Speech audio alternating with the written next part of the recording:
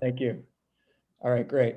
Hello, everyone. We're happy to welcome you to Finding Your Civic Voice, presented to you by Trinity Church Wall Street and the New York City Youth Civic Initiative. In the most consequential election of our lifetimes, in the aftermath of the Black Lives Matter movement and COVID-19, young people are searching for opportunities to combat the systemic injustices plaguing our nation. Our growing appetite for systemic reform does not start and end on Election Day. We have a responsibility to advocate for the critical issues impacting our future. Voting is essential, but it's not sufficient. Youth activists are leading the charge to fill the gap. And my name is Jason Bonner. Hello, and I am going to be the moderator for today's event. And I am the founder and the leader of the New York City Youth Civics Initiative. And during today's event, we will take a deep dive into how young organizations are affecting lasting change and holding those in power accountable.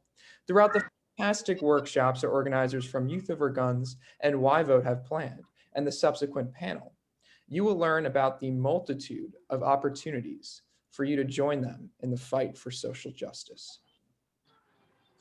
You don't even have to be a voter to make a difference. I just ask that everyone after please go to nycyci.org/finding-your-civic-voice to find the appropriate follow-up information. We will now start with our community agreements for the call and a quick introductions for each of the three participating organizations. So I will pass the mic over to Damali, who will take us through some of these guiding rules. So Damali, the floor is all yours. Thank you, Jason. So I wanted to extend a thank you to NYC YCI, Vote, and Youth Over Guns for all of their work putting this event together with Trinity. My name is Damali. I'm the program assistant in youth programs and community learning at Trinity. And before we kick things off, I'd like to give the rules of engagement for the event. Okay. So the first is this event is being recorded to capture the knowledge of our community. So please feel free to engage how you feel most comfortable, whether that's on camera, off camera, or in the chat, or a combination of the three. Ask questions. We would love to hear your thoughts and questions, as this is a space for learning and growing. We are all here to support one another, listen, and learn. Our style of interaction should reflect that. And lastly, to ensure everyone is being heard, please make sure to keep your mics muted while you're not speaking to avoid any unnecessary feedback during the call. And I know some people are just joining, so please feel free to also, as we put in the chat, to rename yourself, include your pronouns as well. So I'll be in the chat with you. So if you have any technical needs or any questions, please write me and I'll make sure that I get to the correct person. Thank you. Thank you. That being said, I will now turn it over to our three amazing organizers leading our workshops for today. Yessie will do a brief overview of her organization, Why Vote, followed by Andrea from Youth Over Guns, and finally, Katerina for the New York City Youth Civics Initiative. So Yessie, please take it away. Hi, y'all. My name is Yessie. I'm from YVO, New York. I am the facilitator and social media director. I used to be a Y voter myself. I was a founding member. And YVO is a cross-partisan nonprofit where we enable the youth to connect themselves with issues in order to see why they should vote, what they can do outside and inside of the ballot box. I guess it's like my turn. Are you good, Jesse? Okay, awesome. So hi, everyone. My name is Andrea Alejandra Gonzalez.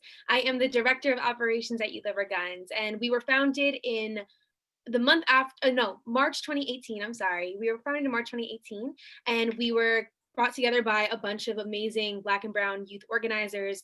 And we have the mission statement of making sure that we are advocating and uplifting Black and Brown students across the country through education, through organizing, through advocacy. And ultimately, we're just going to be rooted in our grassroots and our youth-led foundations to make sure that all young people become the pillars of their societies, of their communities, and making sure that they are the leaders of tomorrow. So thank you so much for having me. Hi, my name is Katerina. I'm a member of the New York City Youth Civics Initiative. In partnership with the NYC League of Women Voters, NYCYCI is made up of more than 20 youth-led and established organizations, and our goal is to make opportunities for civic engagement more accessible for young people. By fostering connections, we open the door for students to find their civic voice, cultivate a lifelong passion for active. I think you muted yourself by mistake.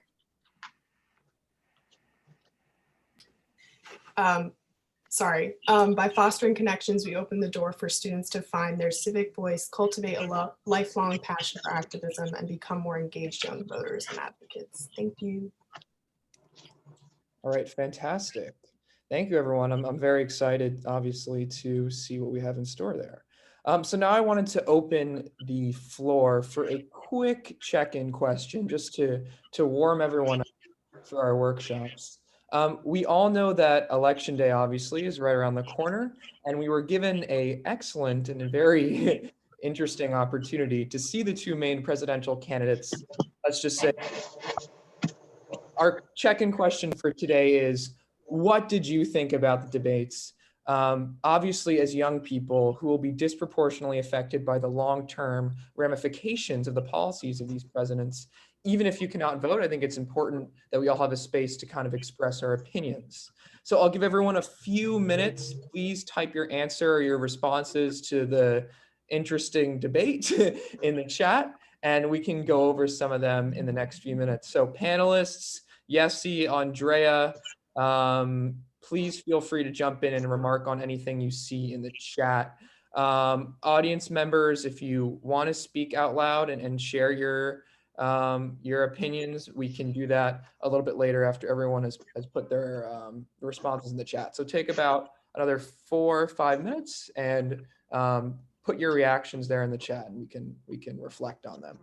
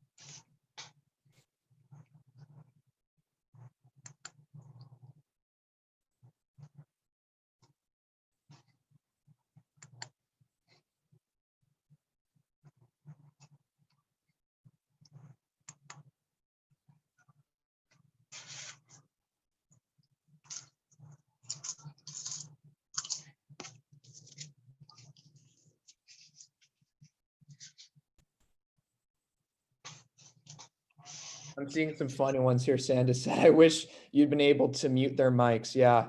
Yesy, if it were on Zoom and we could just mute everyone. Yeah, that's definitely something that I think people would have liked.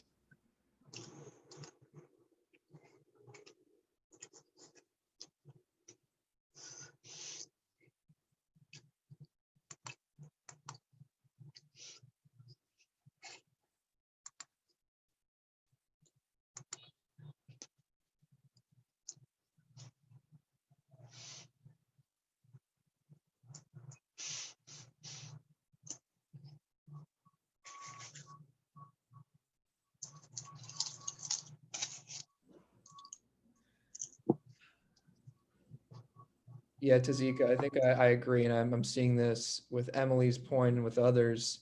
Definitely the fact that this is where our country lies is just very concerning for the next 4 years. And, I hope we can kind of have a sense of decency restored. I know Sand asked a question here, another follow-up maybe. How's everyone, if you answered the first one, how's everyone feeling about tomorrow's VP debate? That's a good follow-up question. I know everyone's kind of, rubbing their hands. They really, I don't know. I know I'm very interested myself to see Kamala, and Pence go at it. So, yeah. So if you want to answer that, feel free to.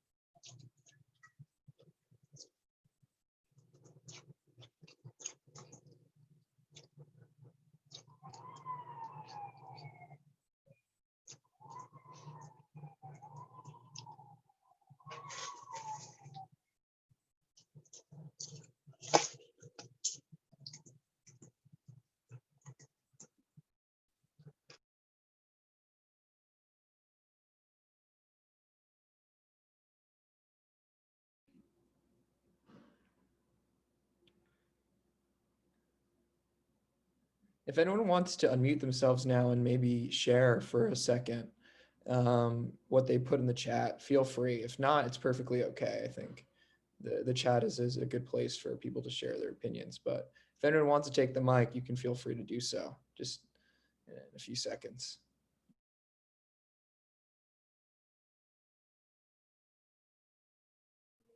I'll break the ice, but I would love to hear other people in the room.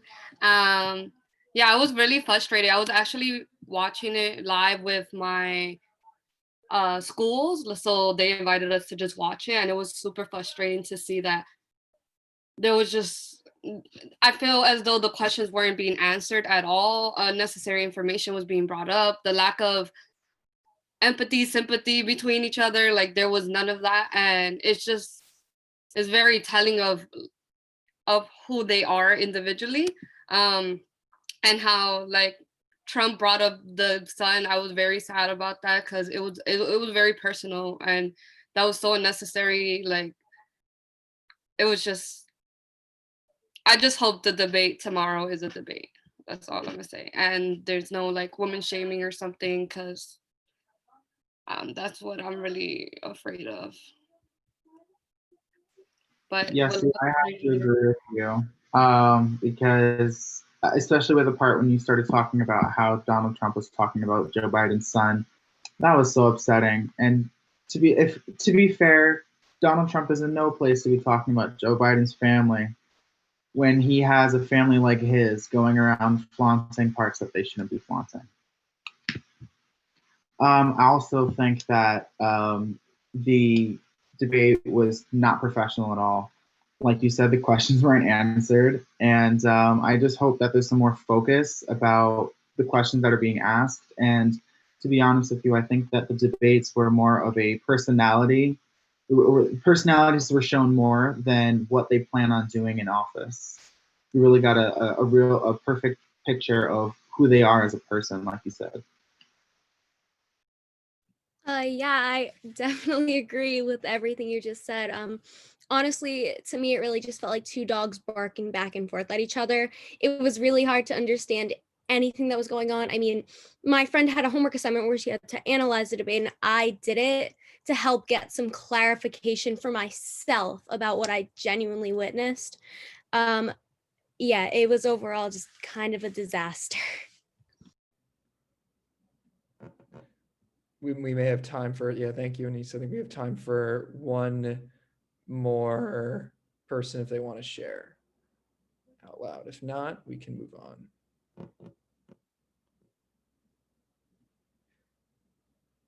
All righty. Well, thank you everyone for sharing. I know that certainly there were some really interesting points.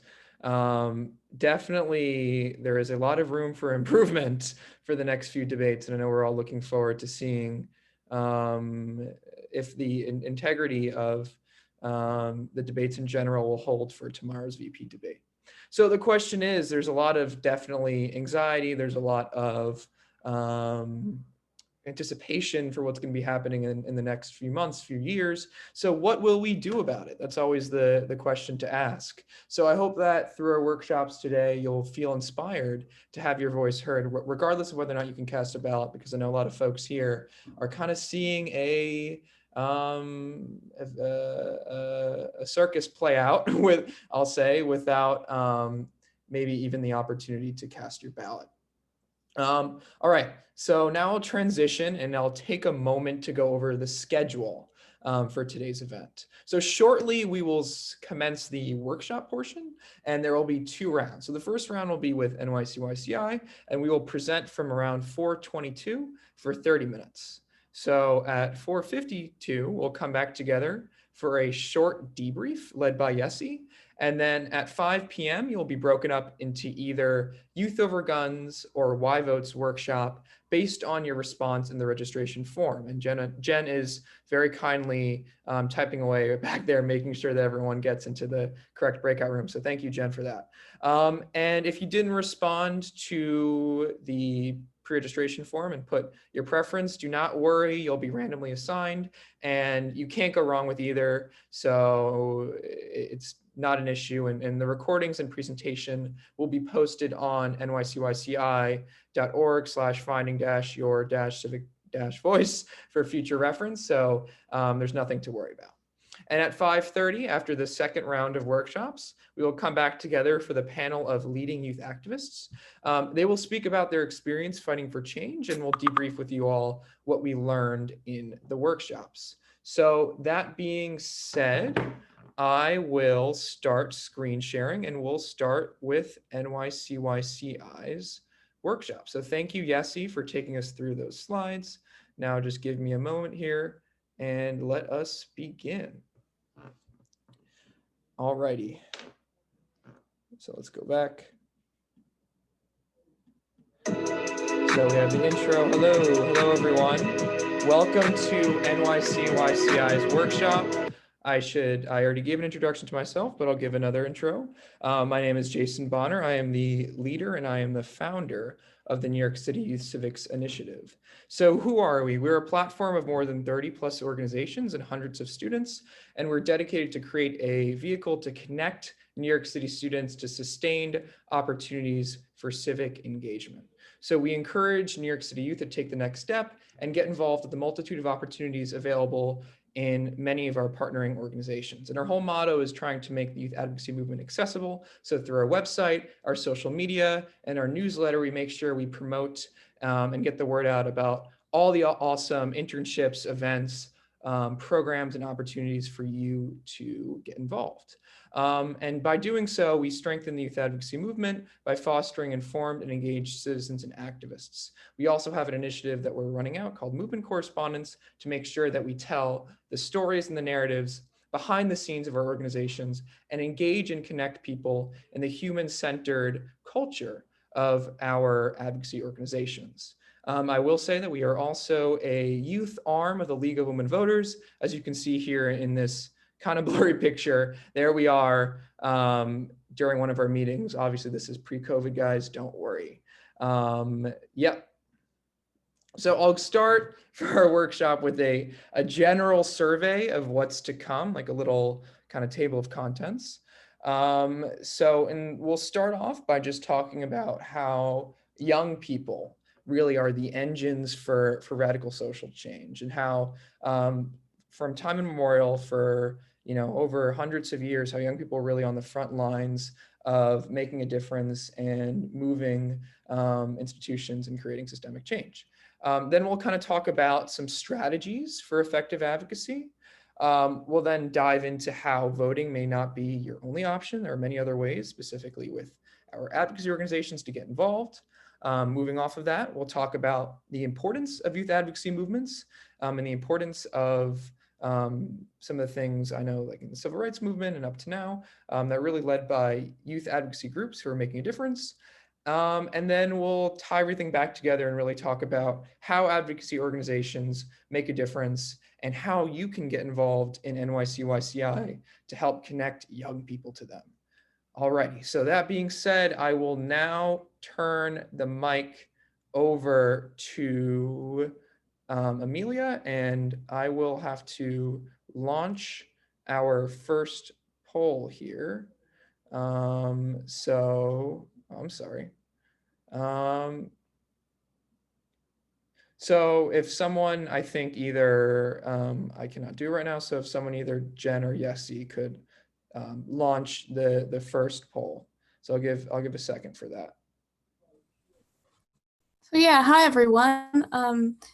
I know we just kind of talked about how we're very disappointed in how this election is going, presidential election at least. So I want to broaden it up and see, do you trust the electoral process? This is a big question, but please vote in the poll and then put why or not, if you can, in the chat.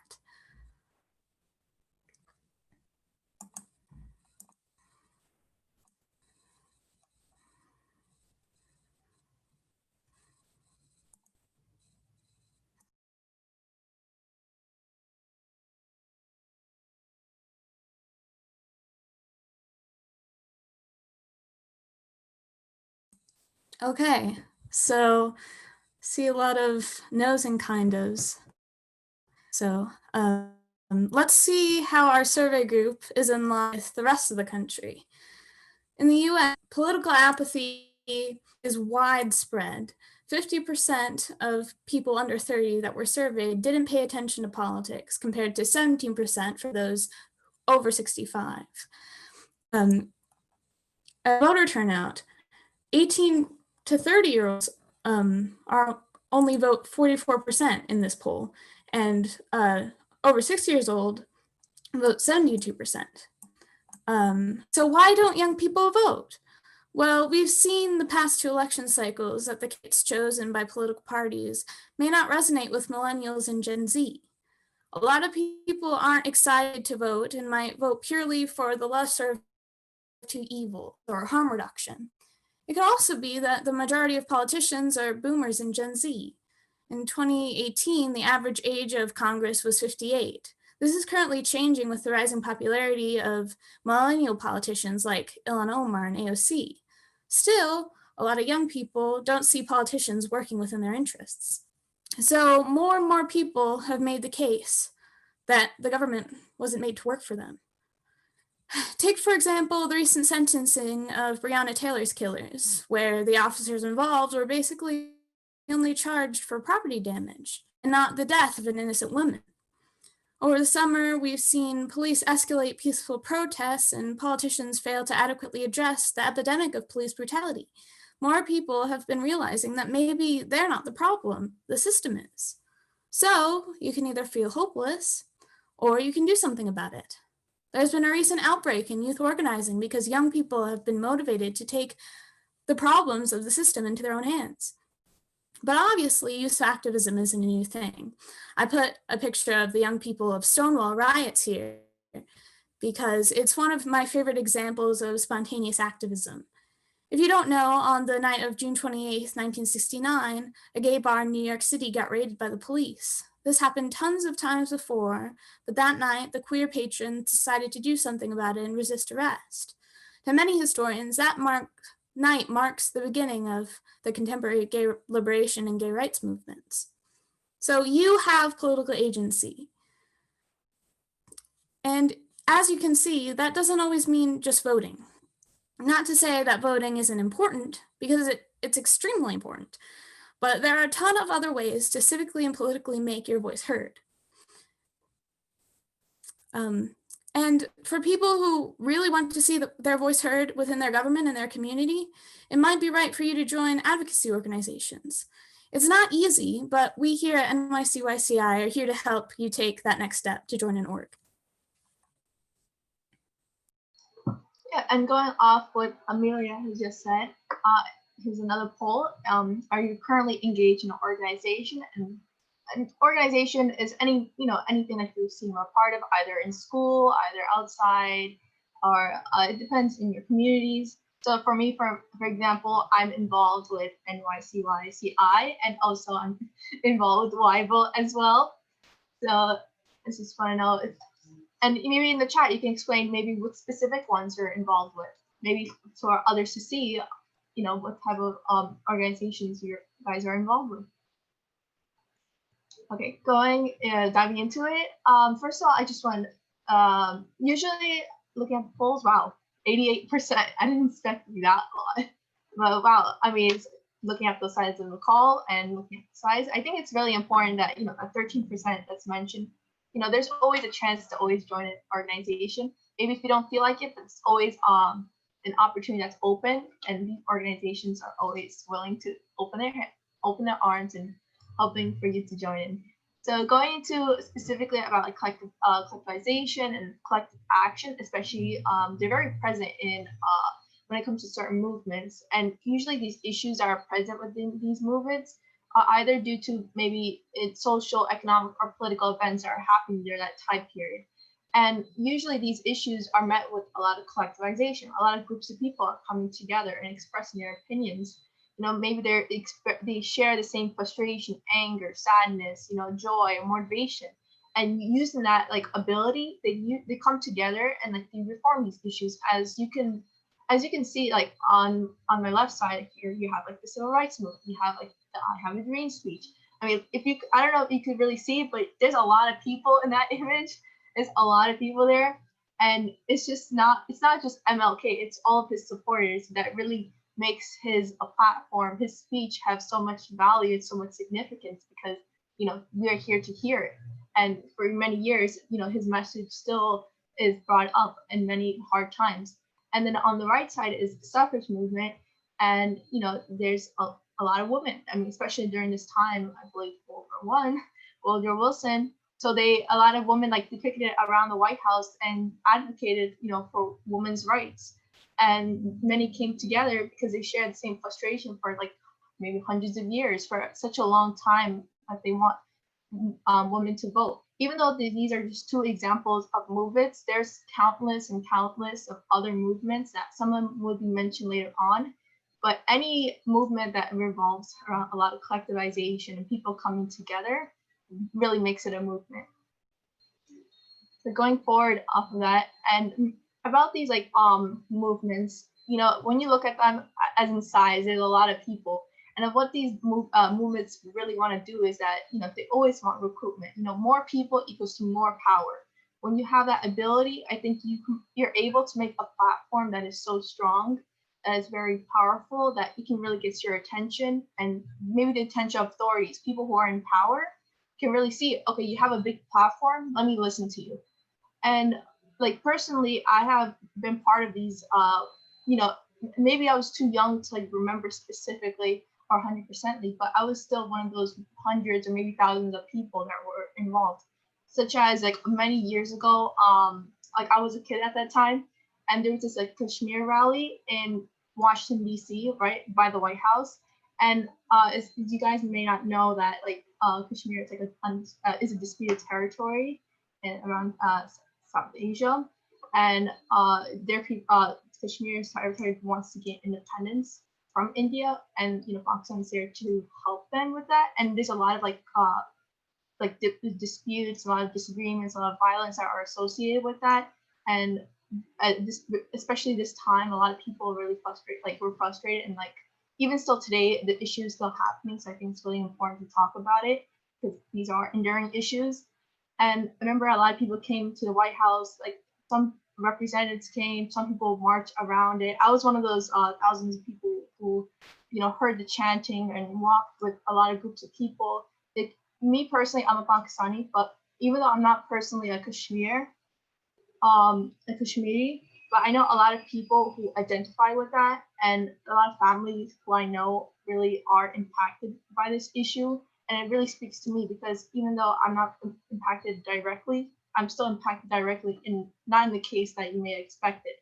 And as a kid, even though I may not understand, but it still made significance in my mind to know that, that I can, even as a kid, you can still remember something and still advocate for it maybe years later.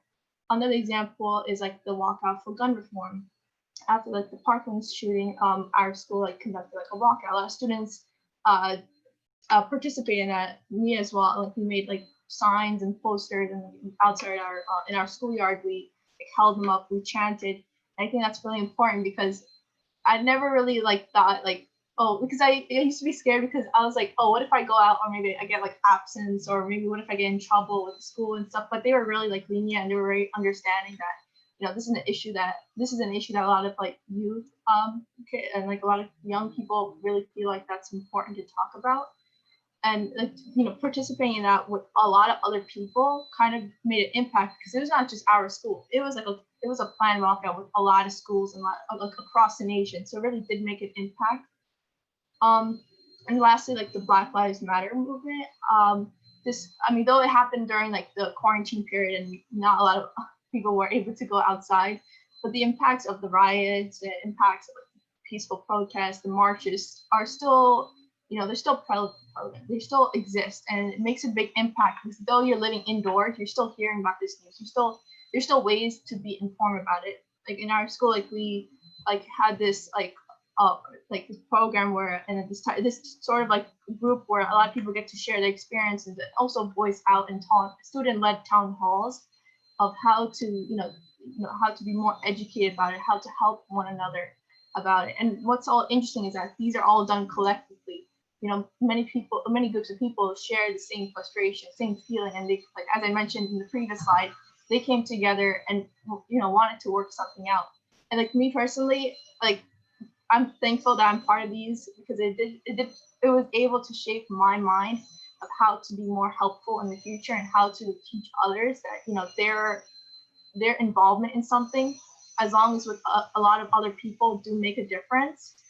And one story I had where collectivization didn't really work for me is when like I was like young. I was probably like 7 or 8 years old, and it was like Earth Day. And what happened was me and my older brother, like we were just kids, and it was like pouring rain, and we picked up like garbage and put it out on the side. I made little handmade like signs and like put it like on like the street lights. But unfortunately, like that didn't really do much because it was just me and my older brother, and a bunch of people just tore our sign down and like threw it in a garbage can. And it's just like I remember seeing that and I felt so sad and disappointed. But then later on, like I learned that like you can't do things by yourself. Like sure, maybe some things you work better independently, but when it comes to an issue that a lot of people can voice about, and doing stuff just by yourself or with another person isn't going to make much of a big difference, just as like me personally, me and my older brother. But I learned that like working together and with people who really are inspired and very determined to help, and also stand for their community as well, I think that's really important. And like collectivization isn't that hard, to be honest. Like I think it's the most easiest way you can do is just get people who share the similar like ideas from you. Maybe your friends can provide new viewpoints that you might not even think about. And then I think when you get more people that maybe share some part of your idea or your frustration, you get more ideas, and from that you can discuss them, you can build off one another. And you have your school, you have the organization that a lot of people in this call are part of. There's so many ways to have a platform and really amplify your voices, so that when you have this movement, when you have this discussion about a certain issue, you're able to combat it in a more organized way. Yeah.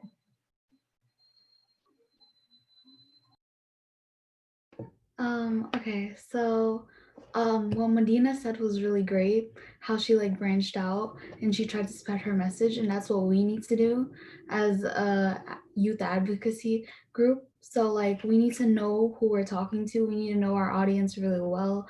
We have to understand what they like and how they view what their views are. So you need to gain their trust, you need to expand your network, you need to talk to your friends. Whether it's social media, you need to get them to repost it so it can spread the message because they have a bigger following. You have to have the same goals, and your audience wants to be heard. So you have to also include them and give them opportunities. You have to gain trust from family members and get everyone involved that you know. It's really great to get everyone's perspective and see everyone's mindset, because that's what, in the end of the day, that's what we're all doing. We're trying to make a bigger change. So we need everyone's point of view and everyone's message. It's great that we do all this. Yeah.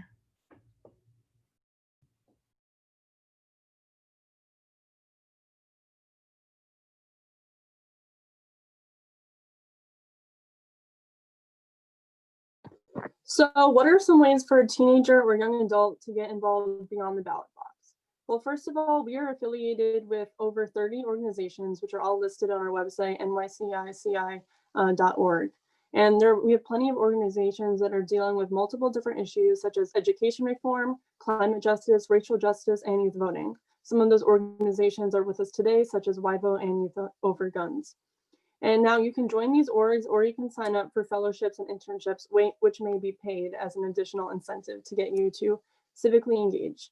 It's important to know who your representatives are and what they stand for and how similar their viewpoints are to yours, so that you can make educated decisions, especially if you are voting age, but even just to influence your family and to share your beliefs. And you can become a youth poll worker. The New York Board of Elections is still looking for poll workers age 17 and older for this general election, and these positions are paid as well. You can attend local government meetings such as school board, community board, or participatory budget meetings to become more familiar with the policymaking process and evaluate the policymakers themselves. You can go to town hall meetings, which will give you a voice in local government and allow you to share your interests and concerns of people your age and people in your community, even if you are too young to vote. Finally, it is a very easy and low commitment to attend online or in-person protests and sign petitions, which let your politicians know what interests the people care about, as well as help to recruit new people to your cause who may have not been as educated on the cause beforehand. And these petitions make a real difference. For example, the petition to arrest George Floyd's killers has almost 20 million signatures on change.org, and it led to one of the fastest police arrests in the history of our country. In order to understand the importance of youth advocacy organizations, we should first look into the history of them. So one of the most important youth movements was the Greensboro sit-ins in 1960. So during this time, lunch counters were segregated and only available for people who were white. As an act of protest, Black students and later white activists would sit in the available spots at the lunch counter. The first sit-in started with 4 students, Ezell Blair Jr., David Richmond, Franklin McCain, and Joseph McNeil. The protests created a movement that spread across the South with 70,000 Black and white participants. It affected 20 states and caused many local businesses in those communities to desegregate.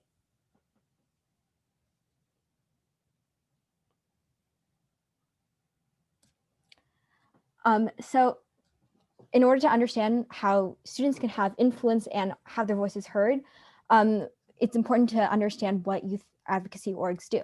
So youth advocacy orgs can help you make a difference. So there are several benefits to joining a youth advocacy organization. For instance, they can provide students with the connections to other people they may not have encountered otherwise, such as politicians, lobbyists, and other students.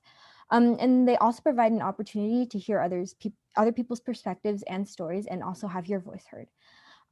Local organizations are important because they focus on the needs of your community specifically and can help you make a difference on a local level. So a question to keep in mind if you're considering joining a local organization is, what are the specific needs of your community? Because obviously each community is very different and has different needs, which local organizations can help you address.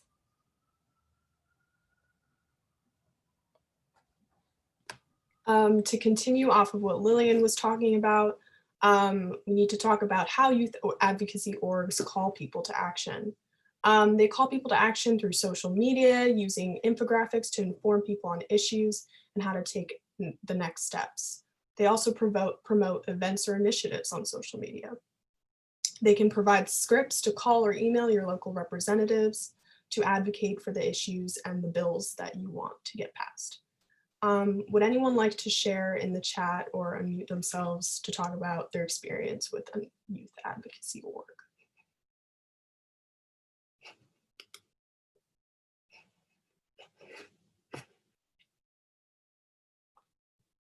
If not, we can move on. Next, I'd like to talk about how youth activists advocate effectively. The way youth activists can advocate effectively is through educating yourself and others on the issues, because education is the first step to advocacy. Because the more people you can educate, the more support you can gain, and it makes it more likely that politicians will actually listen to you. Medina was talking about collective action, which is very important in advocating. Next is to make sure you tell a story, a personal story, that evokes empathy and helps people see themselves in you. Next, make sure to emphasize urgency, because if we do something now about the issue, it will save us the trouble in the future. Like if we address climate change and do comprehensive action to mitigate the crisis, it will save us a lot of forest fire recovery and hurricane relief. Also, make sure to provide data and mention your credentials in order to show that you have authority and you know what you're talking about. Since we've talked about the importance of youth advocacy and the different strategies that are important when advocating, Let's see how you can get involved. NYCI is building out our website, social media, and newsletter to connect students to opportunities, events, workshops, internships, and fellowships relating to the different issues that they care about. There are many different ways that you can get involved with the NYCYCI team. There are movement correspondents, which they work to profile organizations through articles, social media, and videos, and they just stay updated with those organizations and what they're up to. The next track is social media and newsletter. You can create original content for social media, and then create a newsletter that highlights it. The third track is outreach. Your job would be to reach out to new orgs to join NYCYCI and collaborate with movement correspondents. You would need to help bring in more students into our network. And speaking of, please join our student network. All of this information and more can be found at the link that I just shared.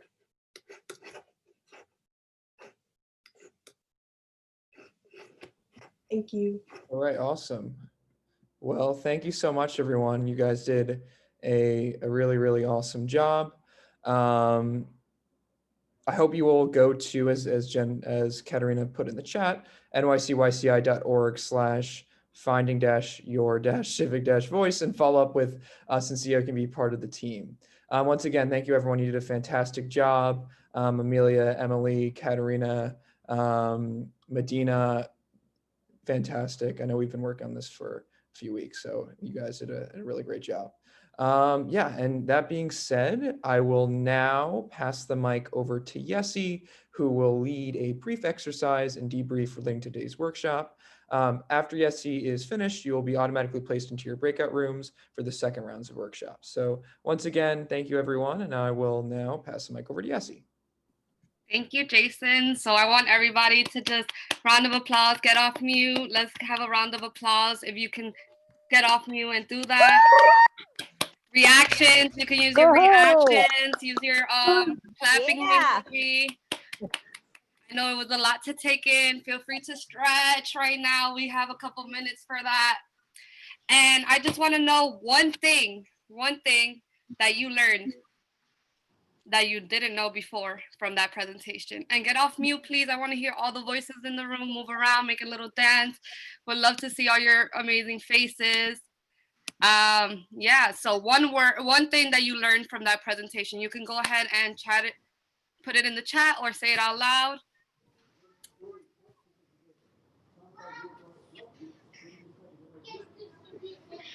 Is someone trying to speak?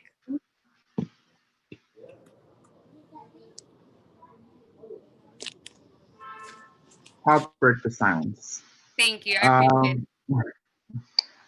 I don't know if I'm saying this properly, but I've never heard of an org, or how is it pronounced? I have never heard of that before. I mean, I've heard of, ads on social media about, youth representation and youth civic engagement and just, political ads on social media, but I've never heard of it called, considered an org or a political org or whatever.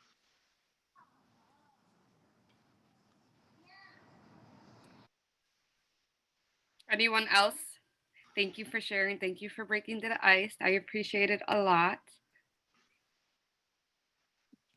This is Sandra from YVO. I thought it was so amazing how you really took a historical perspective to look at movement building and, how young people have been at the center of every successful youth social movement. And it's so important to draw from that history in order to create the future. Thank you, Sandra. Anybody else? I don't see anyone in the chat. Is everybody there? Knock, knock. Thanks, Sandra, for laughing. But yeah, anything that caught your attention? What are you going to do now that you have this information, maybe? What are you taking away from that presentation? Are you going to be more active on social media and tell your friends, like, hey, we should be doing this? Or are you going to have a conversation at home with your family? I do this all the time. I just want to hear from y'all. We're debriefing that presentation. So if you could get off mute or put it in the group chat. Jane said, I also thought it was, I said group chat. I meant it's the group chat, Zoom group chat, sorry. I also thought it was great to underscore the value of advocacy and collective action beyond the ballot box. Everyone can participate. That's true, thank you. Halima, is that your name, Halima? Halima? Yeah. Can you go ahead and share your comment out loud?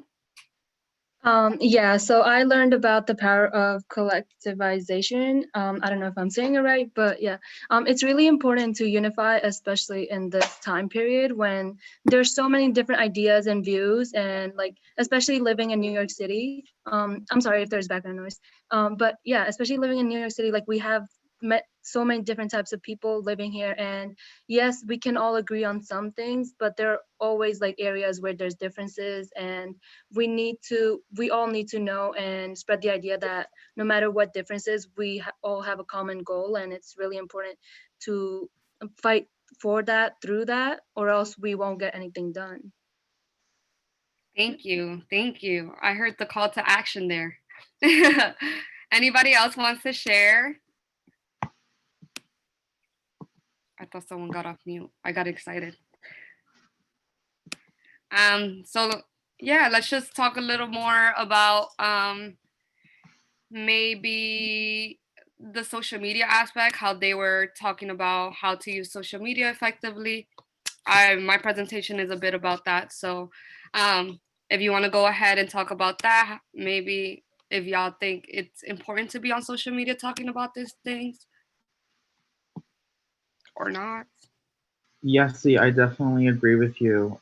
Social media is the biggest platform that everyone's using right now, even 60-year-olds, talking about the most important topics ever, youth advocacy and systemic racism. That's my, I'm fighting against that with my community and my group. And yeah, I know in my community and with my team, we've been working a lot on Instagram and Snapchat and Facebook and Twitter, and also just on Google ads and stuff like that, making all those making ads about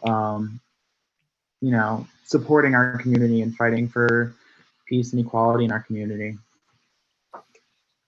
Thank you. Definitely. I use social media. I'm the social media director, like I mentioned earlier. And I think it's very important given that most of the youth are in social media. And we actually watched the movie with our umbrella organization called Next Generation Politics, called The Social Dilemma. And it speaks about how addicted we are and how many youth are there. So yeah, using that as an advantage if you do have an account. How about someone share their activist story or what they've been doing, what they already been doing, instead of sharing what they're going to do. If you have been doing something, even if it's you're gaining intellect from someone in your school or trying to figure out something new. Also, any questions that you want to ask the folks that just presented, I think they're open to questions. I'm pinning that, sorry. Yeah, so over quarantine, I've definitely had the time to really get in touch more with my political views and actively stand for what I believe in, because my schedule was pretty open. So I thought I'd put the waste of time to good use. So I've really been learning what white privilege means and learning how to check my privilege and use it to the advantage of people of color, and again, help out the community that needs help at this time. I mean, personally, I've been trying to find different ways. I know during June to celebrate Pride Month, because it kind of felt like everything got canceled in a sense. And really just pushing the fact that, everybody's community is valid, though they're different. Because I have had a lot of friends comparing oh gosh, the movement to help support Jews, Black Lives Matter movement, you know, all the movements together. I honestly just feel like when it comes down to it, everybody's fighting for the same goal. So really trying to connect all the movements together and just straight up say, if you're fighting for one movement, you have to be fighting for all of them, because the end goal is fighting for equality for all. Thank you for sharing. And yes, you brought up a good point about COVID and how we can help during COVID. So I'm glad we're having that conversation, because COVID is still happening as we know it. But does anybody else want to share what they've been doing, what they've been maybe learning about being an advocate, activist?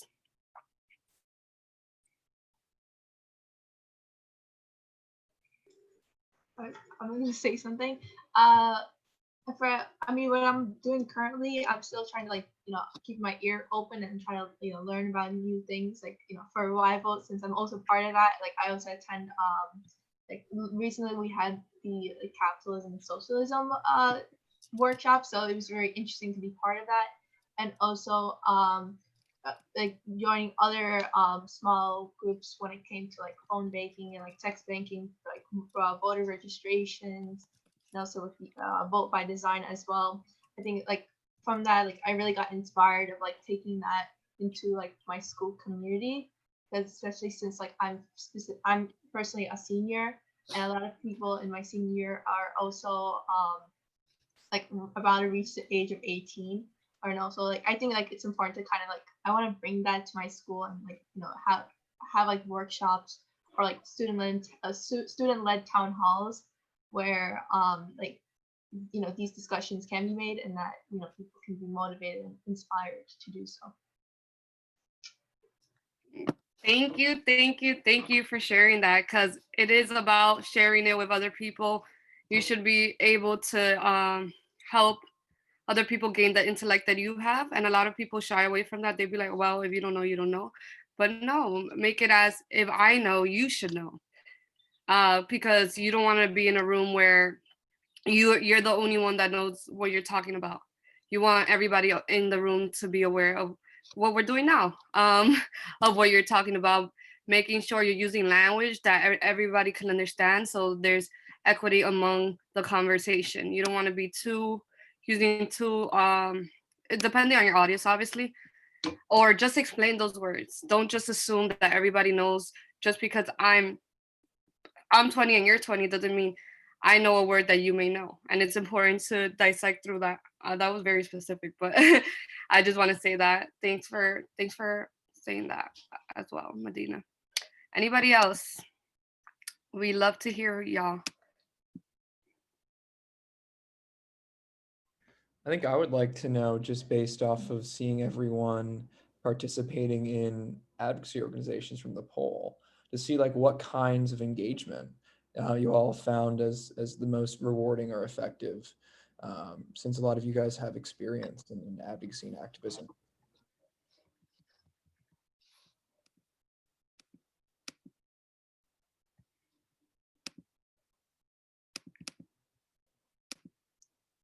We only have a couple more minutes, just 1 or 2 minutes. So if anybody wants to share that. I'm part of NYCIC, but I'm also part of the student government at my school. So I try to use my voice as much as I can. And during the Black Lives Matter movement, I tried to give everyone links to petitions to sign, and I explain them to them. So I'm trying to use my voice as much as I can to help move the movement, I guess. Do what I can. Thank you. Thank you. I think we can transition unless someone else wants to go. 5, 4, 3, 2, 1. Okay. So we're gonna transition into breakout rooms, I believe, right? And you're going to be assigned. You'll be hearing from me and Andrea. And yeah, we're just gonna break out into rooms, and you're gonna find out more about our organizations and learn more about how you can be an activist. All right, here we go, everybody.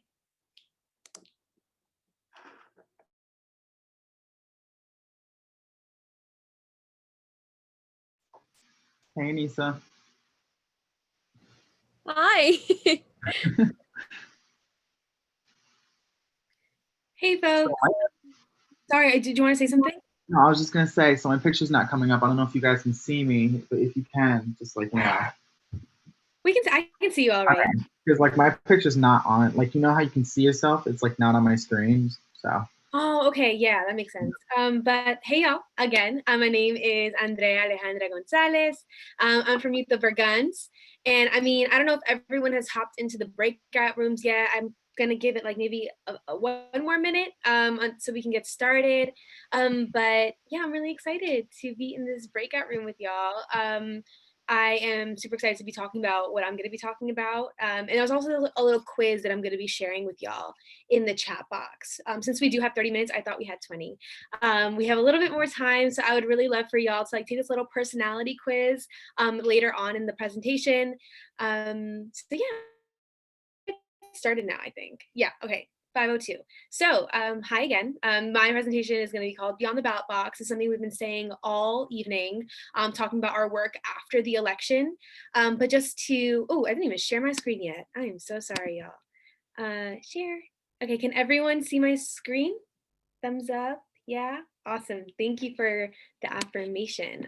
Awesome. So Beyond the Ballot Box, we've been saying this all night. And so before we get into it, I just wanted to reiterate what Youth Over Guns is all about. So we are a grassroots youth-led organization that's dedicated to uplifting Black and Brown narratives in the gun violence prevention conversation. So we do that through advocacy work, through education. We're just trying to make sure that young people across the country of marginalized identities have the tools they need to be the leaders of the next generation. Because we see in Youth Over Guns, like the reason why we were created is because we saw the amount of affluent white folks just infiltrating this gun violence prevention space, even though they are not the population that is most impacted. And so we figured, well, like, hey, like, you know, all these affluent young people have the resources to be leaders. Why aren't our community members allowed to be leaders? Why aren't they getting all the opportunities? Why aren't they creating solutions? And so that's what we do. We make sure that all these young people have somewhere to go, something to do, and, you know, have something to build towards. So this is basically just like a presentation outline. We're going to be talking very briefly about the 2020 elections and what it means for us. We're going to be talking about the 4 directions, mapping out our roles, which is where we're going to put in our little personality quiz. And we're also going to talk about quickly do's and don'ts about being in our roles and being advocates and organizers. So as a reminder, like, you know, we're all here because we know that voting isn't the only way to create change. We know there are so many different pathways to get to where we need to go, which is ultimately liberation, to community consciousness, to safety for everybody that we love and care about in our community. So number 1, we can talk about disobedience. You know, mobilizing people in masses is an amazing way of creating change. And historically, young people have been at the front of disobedience. They have been at the front getting arrested, at the front creating, you know, disruptions and making sure that we are getting our voices heard. So disobedience is an amazing way to get change to happen. And we've been seeing that all summer long. Secondly, petitioning, you know, organizing and making sure that we get names and numbers and statistics to show that people are supporting certain things is also really important. Thirdly, lobbying. So taking place and taking up space and occupying space that wasn't necessarily meant for young people, not necessarily meant for Black and Brown young people, is so important and just like visually impressive. You know, Youth Over Guns, we go up to Albany, you know, before COVID, to Albany, and we would take up space and we'd hold these elected officials accountable and, you know, remind them that they are simply chess pieces in our ultimate goal, which again is liberation. They're going to do what we need them to do. So that's what lobbying does for us. And lastly, you know, if we have the resources, if we have an abundance of resources that we come across, whether that is monetary or that is like food or clothing, we need to donate that back into the community, redistribute those things that we have access to. Because, you know, we all know that this capitalist system has forced certain resources into certain communities and certain families and doesn't give it back to folks that need it the most in order to survive. So these 4 things are some things to keep in mind, to think about, like, you know, what are we doing after, you know, the election? But to talk about the election, the work does not end on November 3rd. That is just a plain and simple fact. You know, oftentimes, like, I've been working in movement space for about 5 years now, after every election, you see a drop in in attendance in meetings. You see a drop in just showing up to marches because, folks think that the work is done. And so no matter who wins on November 3rd, our communities will not be safer overnight. We will still have police brutality happen. Police brutality happened in the Obama administration too. So it doesn't really matter what presidential candidate we have in office, but what matters is organizing our communities, making sure our communities are educated and collectivized, and making sure that we're working together to keep it safe. There's a really important chant that I always look to whenever I'm protesting, but who keeps us safe? We keep us safe. Our neighbors keep each other safe. Our families keep each other safe. And so it's really important to make sure that we realize our power within our communities. And we don't have to look anywhere else for that. We have it here. So it's something to think about. This is a really big question. And sometimes a little harder to think about, what are some things you need in your community? Something to dwell upon and think about how you're going to create change. What does your community need? Communities sometimes need more supermarkets than they have, fast food restaurants. Communities need to make sure they get their metal detectors out of their schools. We need to make sure that we have access to healthcare, and we make sure that we have access to childcare. Those are some things that many communities need. And so that's what we need to focus on, the needs of our community. And that's how, we actually get where we need to go. Is there any questions so far? I'm talking kind of fast. I'm really nervous about this 30-minute time. But how are we feeling so far, y'all? Are you feeling okay? Makes sense? Yeah. I'm resonating with everything you're saying. That's great. I'm so happy. Awesome. So we can go on. So again, there's so much work to do, and we know this, regardless again of whoever wins on November 3rd, there is work to be done. But we need to really remember that not everything is supposed to be on our plate. There are so many things to be done, but it's not all our job. So it's important to consider, what are our strengths and weaknesses? Feel free to drop it in the chat if you can think of anything right off the top of your head. But we all have weaknesses and strengths that we can bring to the table. Some of us have an amazing superpower at remembering data points. That is so essential in our movement spaces. Some people are really, really amazing at being public speakers. Wow, that is necessary at marches and at panels and at rallies. That's an amazing strength and amazing thing to have. And we also have weaknesses. I am awful at memory stuff. I have an awful memory. So I cannot be relied upon for data points. But I have an ability to heal folks. I really do focus on wellness. And so I'm that person in groups to make sure that everyone's running smoothly and being taken care of. That is a strength that people have and need to be brought into movement spaces. So yeah, just make sure, just think about that. What do we have to offer, our movement space? I can't access the chat box, but if y'all are chatting it up in there, thank you for doing that. Awesome. So this is a little, thing that I wanted to bring. Oh, that sucks that I can't access the chat box right now. So far, all that's going on is just compliments that you're doing a good job. Thank you. And now I'm so sad that I can't share with you the link. I'm gonna stop sharing for a hot second, because I really do want you to do this survey. I think it's such a cute little thing. Oh, now I found it. Sorry, I'm like a train wreck. It's okay. So this is, oh goodness. I'm gonna stop sharing for just 1 second, y'all. So I'm so sorry about that. But I wanted to share with you a quiz that I use whenever I talk about roles and leadership styles. So it's really important just to recognize our strengths and weaknesses, and this quiz is super helpful to understanding that. So I'm gonna hop back into my presentation. And while I'm doing that, y'all can feel free to get into that quick little quiz. There's only 10 questions, so it's super fast. And then a poll will go up and you can answer which direction you associated with the most. Yeah, so I'm just gonna pull this up right now.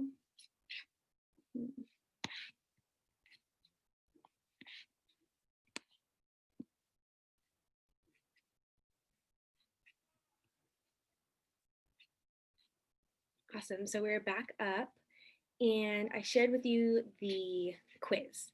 Awesome. So I'm gonna give y'all about, I'm gonna say 5 minutes to fill it out, maybe even less if y'all give me the thumbs up as you guys are coming back in after the quiz. And then we can dissect, what that quiz meant for you and what that means for our movement spaces.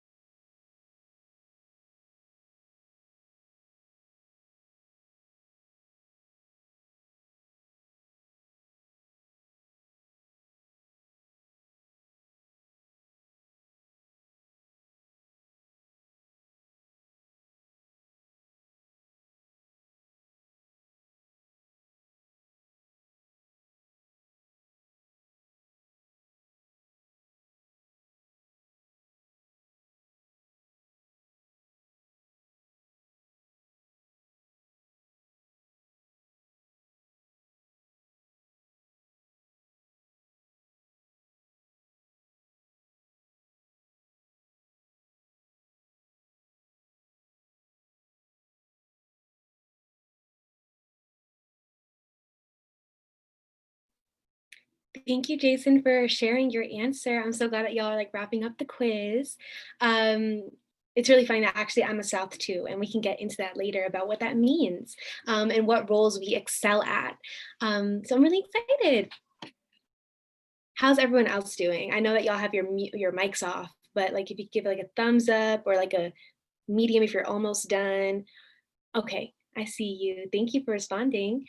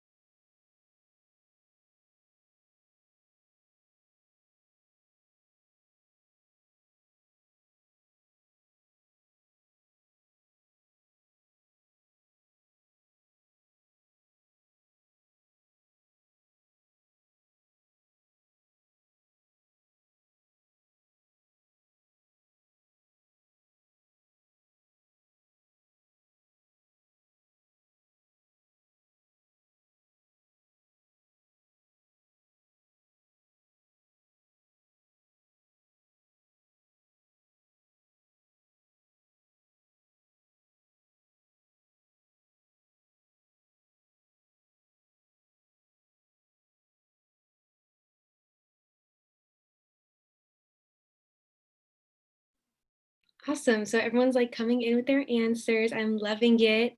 I'm gonna give y'all one more minute if that sounds okay with you, so we can just like get into what's on the slide right now, and then also dissect that a little more.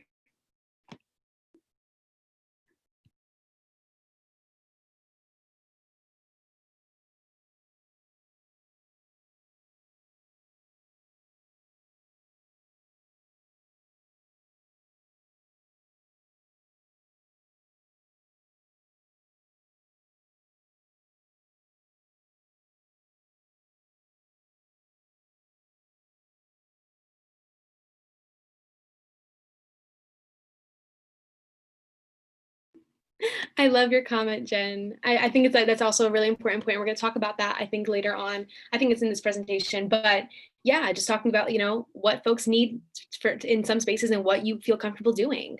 It's a really important thing to consider. Awesome. So I hope everyone's done. Is there anyone who's not done yet? Okay, I'm assuming that everyone's good. And if you did not get time to do it in this time frame, feel free to do it in your free time and maybe go back to it as you grow in your movement spaces, because we continually develop and evolve depending on the circumstances and what our community needs us to be. So make sure you bookmark this little page. I do it like super often. But yeah, so we're getting into what I have in my slides. So a lot of folks came and said that they were North. There was up from every direction, but Norths are usually assertive and active and decisive. They like to be in control. Easts are usually innovative and creative and risk takers, and they like to experiment and explore with different solutions and just pathways. Souths are usually supportive, nurturing, and feelings based, and they like to support others. And Wests are practical, introspective, and thorough, and they like to weigh in on all sides. They're very balanced. And so me personally, I am a Southwest person, but I lean more towards the South, and then I kind of come back with my West when needed. But these are all really important things to consider. And these are, there's obviously like strengths and weaknesses within these 4 directions, but we bring a special something to every table. And it's like really important to remember that when taking this quiz. So we're going to map our roles. So there's an amazing Medium article by Deepa Iyer, who actually makes an amazing graphic about, mapping our roles and the different types of roles in our movement spaces, and, just what we're supposed to be doing and how many roles that exists. So definitely check out this article in your free time. I'll try to link it in the chat later after we do the presentation. But yeah, we just get right into it. So folks that are Norths they're the warriors. So the 4 directions comes from an Indigenous perspective of the directions. And so the North is considered the warrior. These people are our disruptors. So they are people who are who take uncomfortable decisions, who take risky actions, and they shake up, the things that are around us. They are the people who kick back the gas cans if needed when, we're being thrown tear gas cans. They're also our frontliners. So like they are our marshals. As an organizer, it's so important to have marshals in our spaces. They're the ones to make sure that we don't get involved with the police, making sure that nobody gets arrested, making sure they're acting as things come up, because things come up like randomly in protests. They come up randomly when we're occupying space. And so frontliners and disruptors are the ones that keep us safe a lot of the times. They're the ones who have the loudest voice and they take up the most space. And that's what we need a lot of the times. So to our Norths in the space, maybe you shine the brightest at protests, or you shine the brightest when it comes to organizing, just because you are really good at taking up control, and that's an amazing skill to have. I know that I get a little shy when it takes time for me to be like the big boss, but so that's why I'm not a North, but sometimes you are. So it's really important to remember these 2 roles that Deep Bayer mentions in her Medium article. Then we go to our South, the nurturers. So that's my strongest direction. And so these are our healers and our caregivers. They are the ones that recognize and tend to generational and current traumas. They're the ones that are making sure that we are all good when we're doing meetings. They're the ones doing check-ins. They're the ones doing temperature checks throughout the meeting, making sure that we're all in the right headspace before we go do anything. They're also our caregivers. It doesn't always have to be like, the people who are in the meetings, nurturing and nourishing folks in the space, but there are also sometimes people who literally give care to people who can't be there. There are babysitters in our communities. There are teachers in our communities, making sure that people are being safe while we're doing the really important work. Not that their work isn't important, but we all have different work to do. So a lot of my mentors are caregivers and healers. They make sure that I'm doing okay spiritually, making sure that I'm doing okay emotionally and mentally. And without taking care of ourselves and giving ourselves self-care, there will be no movement. How can we show up for our communities if we can barely show up for ourselves? So making sure that we have nurturers in space is so important to the survival of our movements. Continuing on to the West, the teacher. Again, these are a lot of my mentors. These 2 amazing women on the page are 2 of my amazing femtors.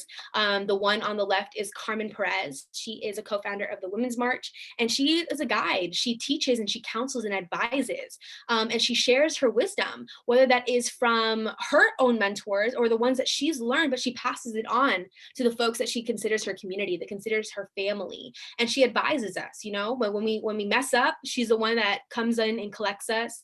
When we do amazing, she's the one that affirms us in space and making sure that we continue doing that amazing work.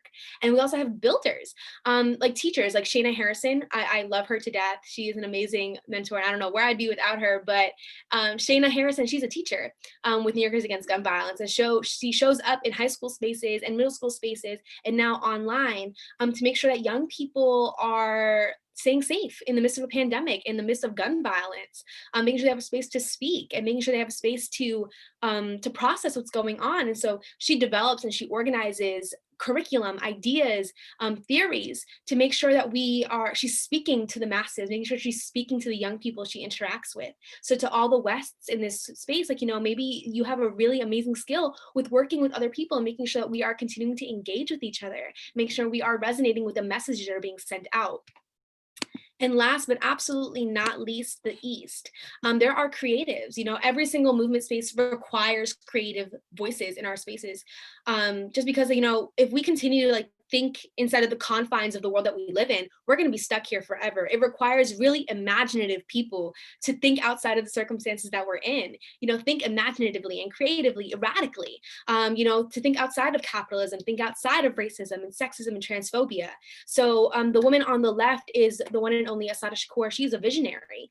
She is dreaming and imagining amazing possibilities. And so with her dreams, she is guiding us, reminding us that the big red ball, we haven't ever reached there before. This future of strong communities without police, without prisons, we haven't gotten there yet, but it exists in the future. And so Assata Shakur reminds us, we are in that direction, and we are going to continue moving towards that way if we keep our head in the game and do not get distracted by the things around us. And there's also experimenters. So these women on the right are the people who founded the Combahee River Collective, an amazing organization, and they made an even more amazing statement. So if you haven't read the Combahee River Collective statement, please do. But these three women, Nisha Frazier, and they basically, how we have that really important term in our movement spaces of intersectionality? They basically coined it before it was even invented as a word. These Black queer women were rejected from feminist spaces, were rejected from the Black Panthers, were rejected from Black power movements. So they realized, as Black lesbians, we need to make our own spaces and set the tone for the rest of our movements. And so these women created the Combahee River Collective to make sure that Black queer folks had a voice in a space in this movement, and making sure that they are continuing the tradition of Black radical feminism, rather than just confining to either a sexist version of Black liberation or a racist version of women liberation. So these women are experimenters, they are inventing terms that we haven't even grasped yet. They are innovating and pioneering and inventing ways to think about the ways that oppression and the intersections of violence impact us. Considering our sexuality and our race and our gender simultaneously is so important to our liberation. And so these women are experimenters. They are innovative. And if you are an East, this can be a way that you show up in space, not only in the way of words, in the way of theories, but also in art. Our movement requires art. The role of the artist, there's an amazing quote that I always mention, but the role of the artist is to make the revolution feel irresistible, that you can't do anything but join the movement. And our East are the ones that are fulfilling that task. So making sure that, we are just connecting to our creative side is so important in our movements. So I hope at least one of these roles resonated with you, but, going on to our do's and our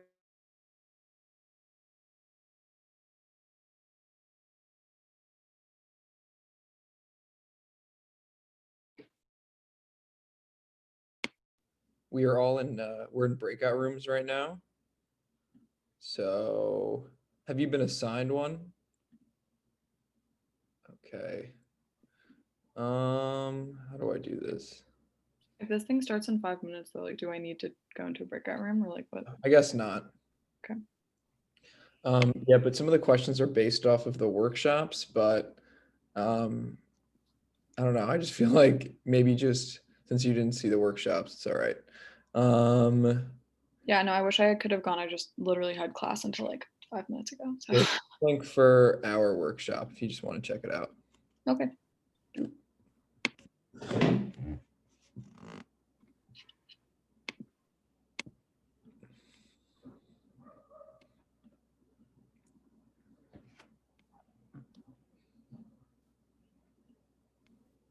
Alrighty. I'm gonna go back to my breakout room just to make sure everything's good. You just support us from the sidelines, but on the front line in our current moment. Humble. You don't have all the answers, but making sure that you are doing what you need to do. And lastly, don't center yourself. I see a lot of people also being in this movement space for 5 years now, that people are doing this for popularity. They're doing it for an ego boost. But this movement will not survive with people who are centered with ego. Our movements have to be centered on the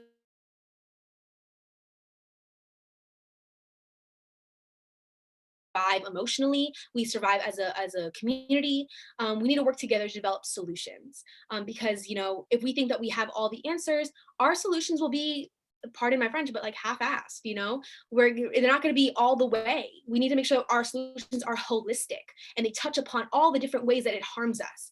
So don't censor yourself. The community has to have a voice in all aspects of solution building. And that is the end of my presentation. I'm sorry, that was kind of like a lot thrown at you, but here's my contact information. I would love to hear from you on social media. If you would like to email Youth Over Guns directly, you can do that. Or if you want to email me directly, my email is also up there. And we also have a website. On our website, we are actually accepting applications to our new program called Anger to Advocacy. It is a fellowship that's going to be happening in, I think our launch date is in 2 weeks from now. But yeah, so it's an activist incubator. We want to make sure that we are really dedicated to making national leaders, not just in New York City. So that is basically my spiel. Does anyone have any questions about anything that I've talked about? Any ideas that are going on in your head, or like, I don't know, anything that you want to get off your chest? I've got a question about the internship you just mentioned. Mm-hmm. Oh, that was amazing. Thank you so much. Second of all, is it only open to people of color? Because I know that you mentioned like that being, yeah, you get my point. Yeah, that's an amazing question. So we do have priority for people of color. If you do apply and we have space, we would love to have you. But definitely, like I said, like it's prioritized for folks of color. Yeah, of course. Okay, That's thank you. Question. Thank you. Andre, I think you did a really, really great job. I love the survey question. I think that was pretty cool, and just to kind of see where I was. And kind of weirdly, I was north and south at the same time. I don't know if you could. I thought it like, could be like one northwest or northeast. I know you could be north and south. But yeah, I think you did a really great job, and everyone should definitely follow up with her and then check out Youth Over Guns, because they're doing some great stuff. And like she said, the ATA incubator is fantastic. Thank you so much, Jason. Is there any other questions or comments y'all have? I just want to say that I love your organization, Youth Over Guns. I remember my first protest was in 2018. I went to the Walk Out for Gun Reform protest in New York City with my parents. And I just remember like how powerful I got, like goosebumps, because we were all.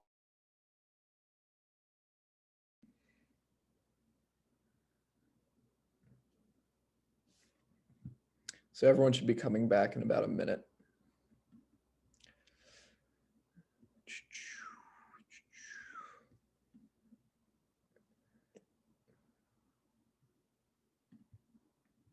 I have your bio, which is good.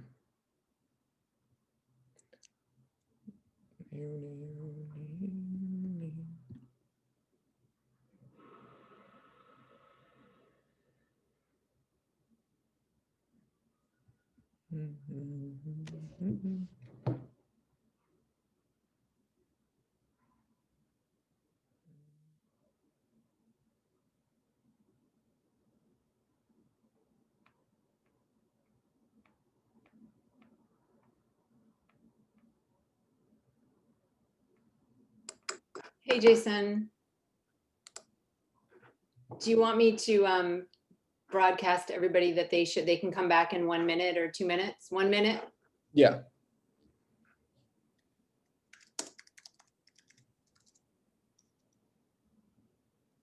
Hi, Azalea. Hi, it's so good to see your face. How are you? So good to see you. I cannot even tell you.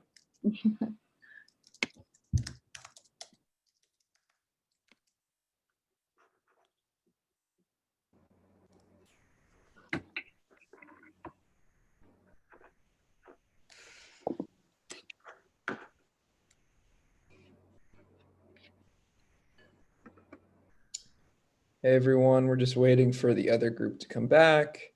Andrea, I don't know if she's here. Oh yeah, she is. Once again, great job. Yep, very nice. I'm sure everyone, really got, like I said, a lot out of it. I really enjoyed the survey part, and just hearing about those tangible examples, I think too, with, speaking about like historical perspectives and real life people who were Norths, who were Souths, who were East, who were West. I think that was really cool to kind of like see the embodiment of those different perspectives.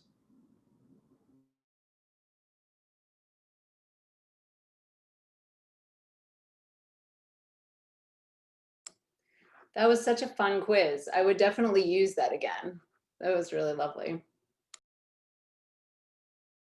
I love taking that quiz. I remember when I put my answer in the chat, like when everyone was asking like what did you get? I just put West because I was told I was in North and a West. So I was told I was a fighter and a teacher. So I didn't know what really to do. So I just put West down. No, I think it's amazing that we can be fighters and we can be teachers simultaneously. And like Jason, you said you were a North and a South. We can be warrior healers. Like that's something what we can do, and we regularly do. Our movement leaders are regularly doing that. Also, very quickly, I dropped in the chat that article where I got those roles from. So feel free to check it out in your free time. Well, hello, everyone. Looks like people are trickling back in. So maybe I'll give everyone another second or two just so we know everyone's back. But yeah, thank you to Andrea. Thank you to Yessi for leading those fantastic workshops. I know unfortunately I didn't get to see Yessi's, but as I said to our group here, Andrea did a really fantastic job kind of spelling out the different types of change makers that you can be. And there's different spaces for everyone to occupy in a given movement. All right, so that being said, I guess I will, and yeah, Yessi, I'm sure you did a really fantastic job. So maybe if anyone has, while Yessi is getting this together, if anyone has any kind of takeaways from Yessi's workshop, I'm sure we would be very interested to hear about that.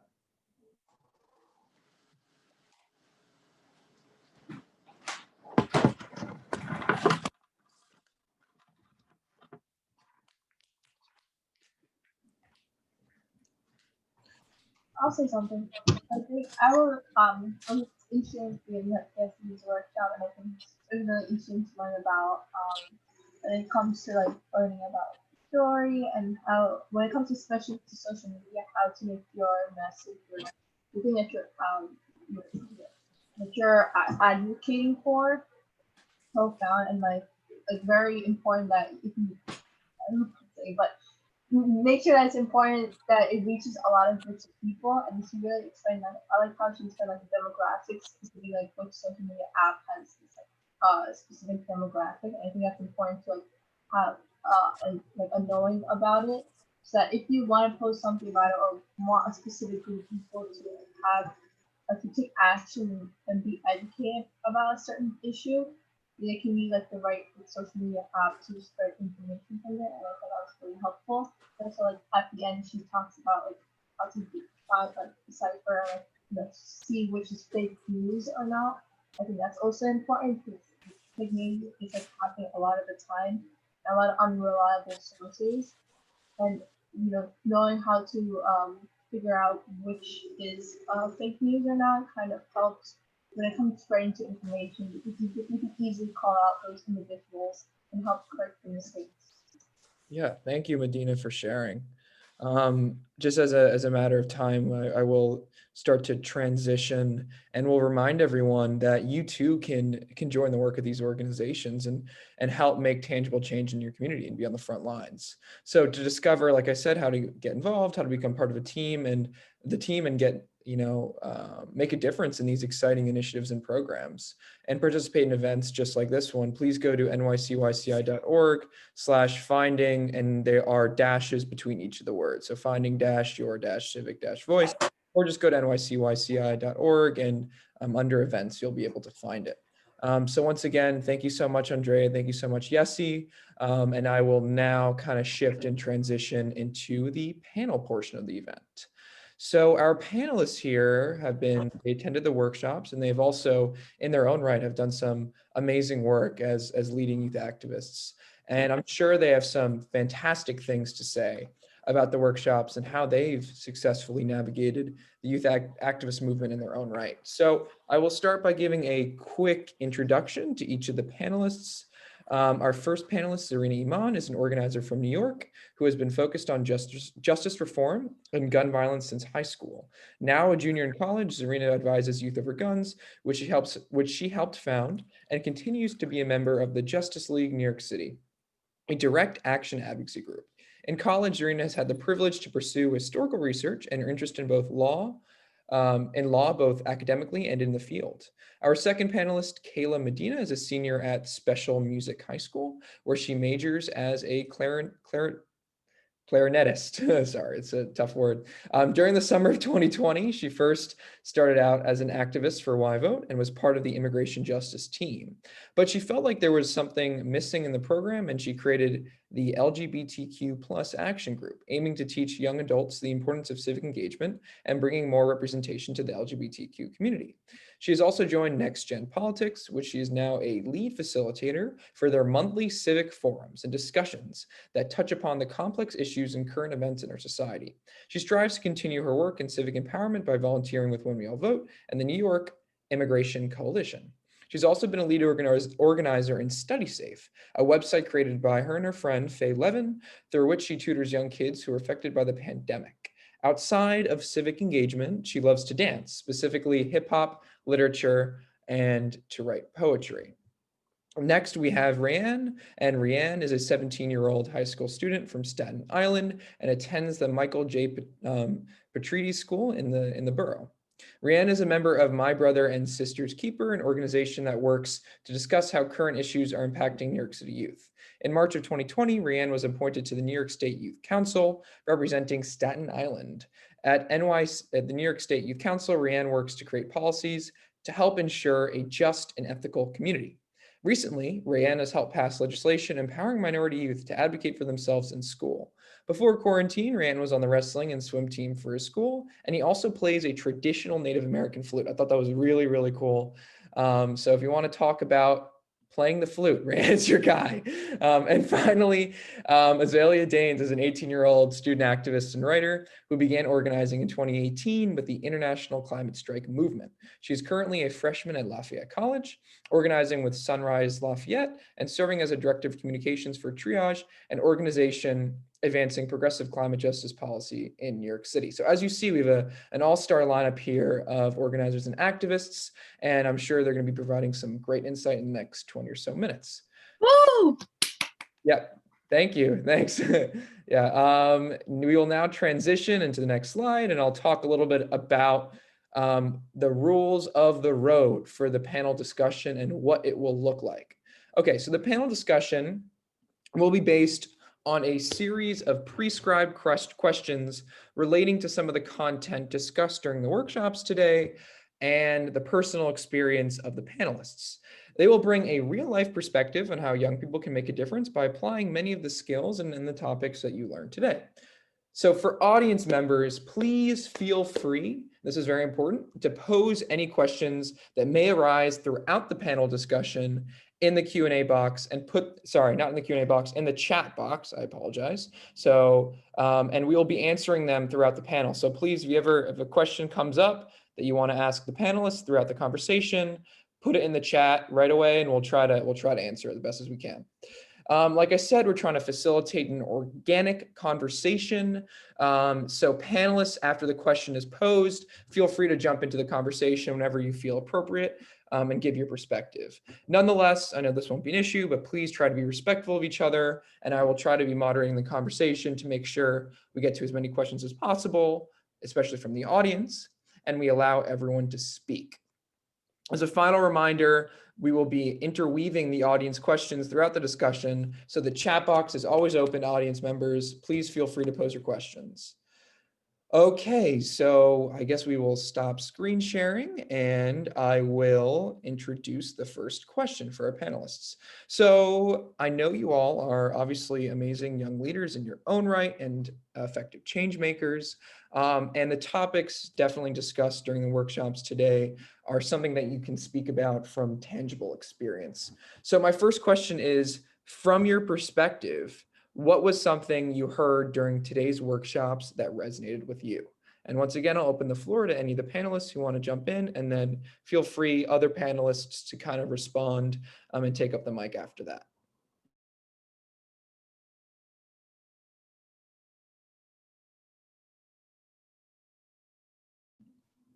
So something that resonated with me was when we were talking during the NYC YCI workshop I resonated with the walkout for gun reform protest, because that was kind of my awakening moment. I talked to Andrea about this when we were in the breakout rooms.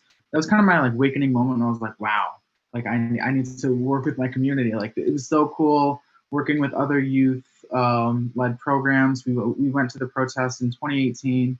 It was me, my family, and a whole bunch of like youth led programs in Staten Island who just like teamed up and went, and it was really awesome. It gave me goosebumps. I was like, I really feel at home working with youth led programs.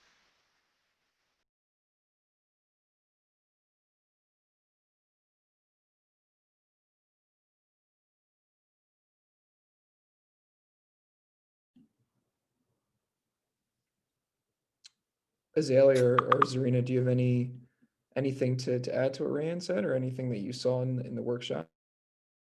I'm gonna let the other panelists go ahead because I was in class during the time of the workshop, so I wasn't able to make it, unfortunately, but I'm excited to hear more about it from the other panelists. Yeah, so I kind of agree. Like, I think a lot of what we went over in the workshop was kind of things that I've seen in practice, I guess.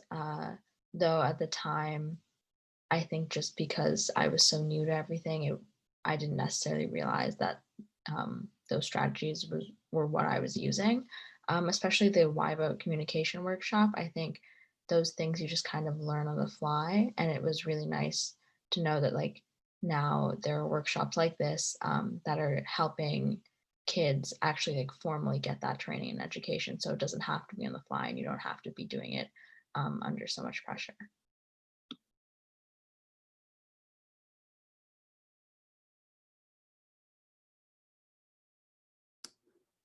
Serena, are you comfortable just giving a highlight for folks who are in the other workshop or who missed the Why Vote workshop, what some of the takeaways you had, not to put you on the spot, but some of the takeaways you had from that? Yeah, totally. So basically the workshop, what I took away from it personally was that social media is like a really important part of getting any message out nowadays, whether you're a company or a movement or whatever you want to be. And so I think the workshop just provided some pretty good tips, like be concise, use lots of visuals, be authentic, like make sure your content's relevant. I think that's probably one of the most important lessons, because oftentimes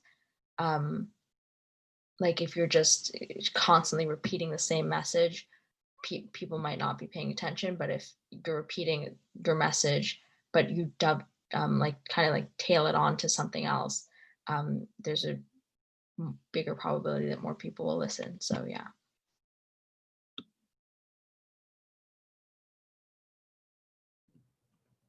Awesome, Zarina. Kayla, do you have anything to add, perhaps from one of the workshops that you attended?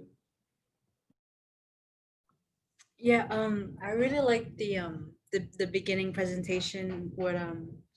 And what really resonated with me was what Medina said, and it made me feel like young people can have the power to take part in their community and to showcase their passion for social justice. And I think that just like it made me feel more positive about myself and my generation and what we can accomplish for the next years. Fantastic. And I think also seeing that you guys obviously have a lot of experience, like I said, in your own right, as youth advocates. I guess a good question for you all would be, how did you guys get involved? Because I know Kayla kind of touches on it when we talk about, the NYC YCI workshop and the power of collectivization and having a clear message. And all that are obviously things that you learn as you kind of stumble along. But I guess a good thing we all want to know is kind of what inspired you to take up the mantle and to get involved in what you're doing, and how do you think that process was for you, and how do you think it can be replicated with other students?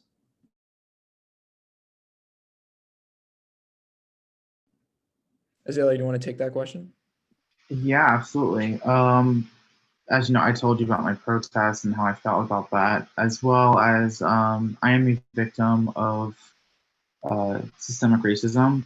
In school once, I got into an argument with someone about a topic that we were upset about, and I got in trouble.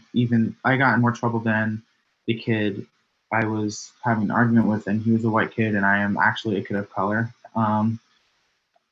And even though he was the one who started the argument and he hit me first, and I did get in more trouble. And it just wasn't right, and that's why we made that policy, because I wasn't able to stand up for myself. I had to have my mother come to school and really say like what happened, so that I was able to stand up for myself. My parents had to be there. If my parents weren't there, I wouldn't have been able to stand up for myself and explain my part of the story. So yeah, and I thought that was really upsetting. So I was like, there has to be change. And it really just it affected me, because for a long time I was considered the white kid, even though I'm not. That's not the community that I'm from. I was always accused of white privilege, and even though that's not who I am. I'm not part of white privilege. I live in middle class, and I'm also not white. So I just thought that was upsetting. So that's what motivated me to get into the activism, youth activism. Thank you for sharing, Rand. I think that's a very powerful story, and it's always kind of inspiring to see how something that starts as like such a nuclear moment, just kind of builds on itself and kind of transitions into a career of trying to fight for justice, not only for yourself, but applying your situation to other people. Azalea, I know you wanted to share, so I'm gonna let you take the mic. Yeah, something that you said, Rand, like really spoke out to me. You mentioned the gun control march in 2018. I think it was 2018. And I remember, I didn't realize until just now that was like one of the first protests that I went to way before I got involved in climate organizing, that really like sparked my passion for activism and advocacy in particular. And it was because all of the students who spoke at the rally had really, really resonating, emotionally active stories and about their experiences with gun violence in New York City and across the country. And I realized that like through that and through like hearing about people's experiences with climate disaster and environmental racism in New York City, I realized that in order to like live in a place and like benefit from the systems of privilege that I do benefit from in New York City, like I have a duty and an obligation to give back in every way possible. And so I think that figuring out the way in which like your unique skill set, like whether or not you're like in like an artist or a writer, or, like into sports or whatever, can like fit into like giving back to your community in whatever form advocacy speaks best to you, is like a really, really important way to kind of like bridge the gap and like take the next step, to use the NYC YCI message. Thank you, Azalea. Zarina or Kayla, feel free to jump in. Yeah, so I kind of got involved. It was like when around the time Ferguson happened. So I think that was like 2015, 2014. And so I started going to a few protests then. It was actually the winter, so it was kind of hard to go to protests. And I was like really, really young at that point, and I didn't really know much. And then I actually a couple months later joined the Justice League NYC / the Gathering for Justice. And for a while, like I was the only like basically kid in the room, so I would kind of just like sit back and like observe and just kind of watch everyone. But then like the other panelists kind of mentioned, I think I started taking a more active role in like organizing marches and protests, and just like organizing in general with the like aftermath of Parkland. And And so like I organized a walkout in New York and stuff like that. And so those experiences were pretty formative, I would say. But I also think like what was equally as formative was just watching everyone, watching all the adults as I had for years, like kind of organizing and what they were doing, because it made that transition to leading those actions and like just leading groups in general much easier because I kind of understood, you know, things I should account for and things I needed to do.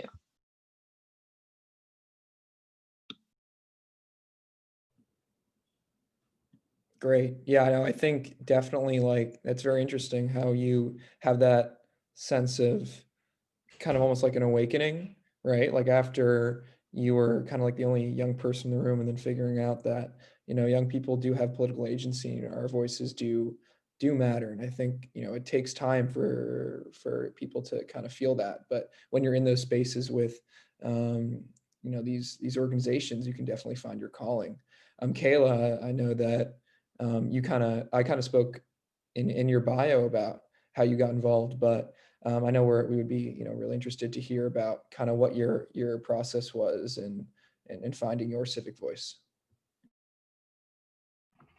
Yeah, so I also had like a similar experience last year when there was a student walkout and like my friends and I we went to the march that was in it was around Lincoln Center, and that's when everyone was outside of like Fordham University, and just like being there like with all those students, like I knew that are like being in like large numbers, it brings so much voice, and it just made me like it made me happy that I was able to see people around my age and college students like that, like this is what they're devoted for, and it's something that I wanted to join as well. So that's when I started really like finding myself, and like I knew that I that it was something that I wanted to continue. Awesome. You know, yeah, we all have those moments in the protests and the walkouts where, you know, collective action, we feel really inspired. And I want to kind of pose Anissa, because she just put a question in the chat to the panelists here. Her question was, where did everyone find out about these opportunities? And where did everyone get their start in youth activism? So I think most of you guys kind of touched on the second part, but I think the first part is really important. I think the accessibility to a lot of these opportunities for young people to get involved, whether it's the Gathering for Justice, Triage, New York State leadership councils. You know, sometimes it's not accessible to everyone.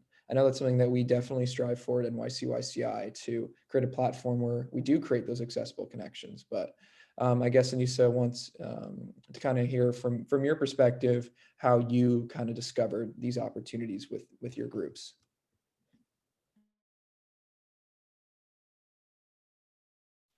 So originally, after that protest I went to in 2018, in 2019, my counselor came to me, like my student counselor came to me and said, "Hey, there's a position.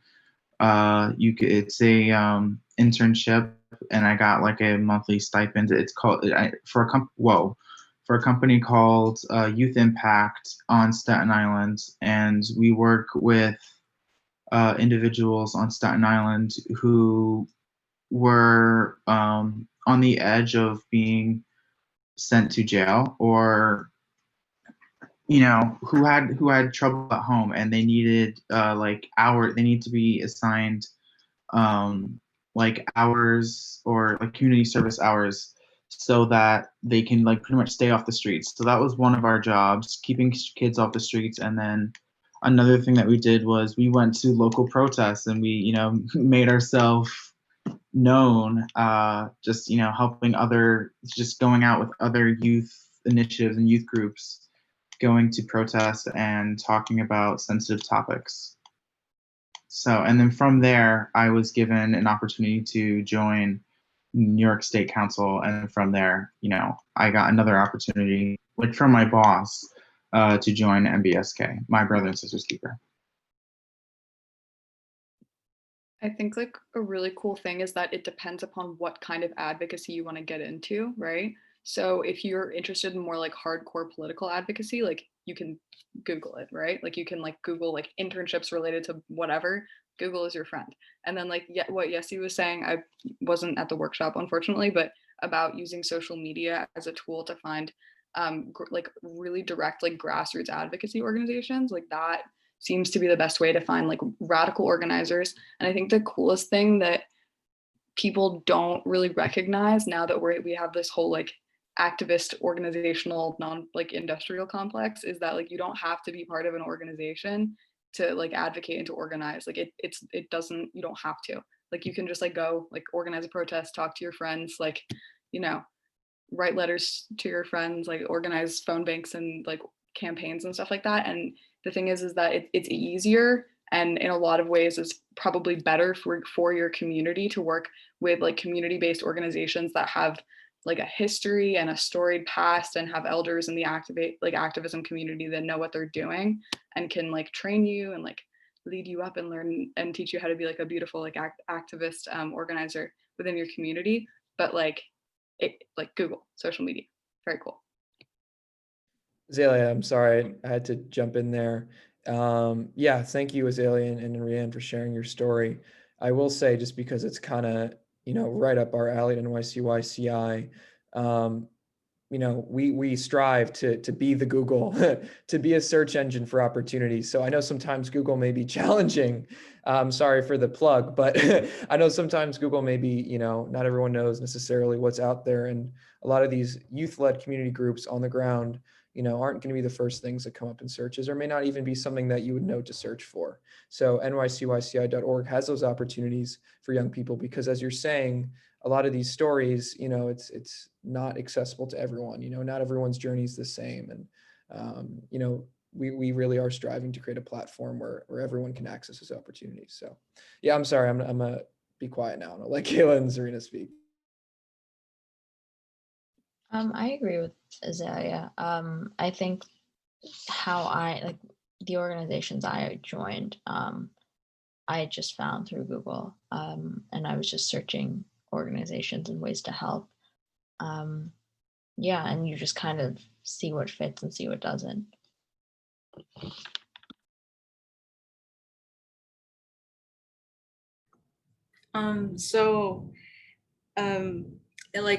Last year, it was the end of the school year, and I got an email from my guidance counselor saying that she sent out a flyer about this organization called Why Vote, and I was very interested in it. So I applied, and then I had to go through the interview process, which I was very nervous about, but I was glad that I was accepted, and then I joined for the summer, and I got to be in my first choice, which was immigration justice, and I had these two facilitators. They were very wonderful, Stephanie and Frank, and I had a lot of fun being in the club and just meeting new people and just researching and making presentations about our issue, and it was just a very fun moment. And now I'm just continue with my path with YVO. Awesome. And unfortunately I would love to keep talking and keep hearing about everyone's perspectives and stories here, because I personally find it really energizing. I'm sure everyone else does when you hear about how you guys got your start, and it's empowering, and it shows how you can make a difference as well. There's no secret sauce, there's no special equation here. And I think for a lot of young people as well who may not already know how to get involved, or may not have that moment, because it's great for everyone here that you had that instant, you had that motivation. Hey, this is something I want to do to fix my community. This is something that happened to me that I want to apply to create justice. But for a lot of young people, they may not have that. And I just think that it's great that we're able to all convene today and introduce and talk about our stories, because it really motivates people who may not kind of know what their calling is, who may not have they may not have completely figured out their civic voice, to find those opportunities and connect to you all, and for you to be those kind of leaders and the guides with your advocacy organizations to find your civic voice. Yeah, so that being said, I just want to thank everyone, honestly. Yeah, thank you, Jennifer, for giving us, yes, nice round of applause. I want to thank our panelists. You guys did an amazing job. Once again, it was so great to hear your stories, and that's what it's all about at the end of the day, is to kind of hear how everyone was empowered, and to connect to you all, and to see how you can get engaged. So thank you everyone, really. And yeah, thank you to our audience members for sticking with us here for a few hours. I do want to say that we have some future events coming up. This is not the end of your journey. This is just the beginning. Please, please, please follow up with our organizations. Go to nycyci.org/finding-your-civic-voice, or just go to nycyci.org and navigate. You'll find it. Connect to the many different opportunities we have, both from our organizations participating here and from our other advocacy organizations, because as you saw, this shouldn't be a thing that you stumble upon. Everyone can find their civic voice. Everyone can find an opportunity that opens doors for a future of civic engagement. So that being said, I want to once again thank everyone. I want to thank the people behind the scenes, Jen, Damali, Matt, you guys have been great supporters, Sanda, Yessie, honestly, like, I don't know how we would have been able to pull this off without y'all. So thank you so much. A lot of hard planning that really came to fruition here. So if Jen or anyone else has anything kind of final to say, if not, I'll wrap up.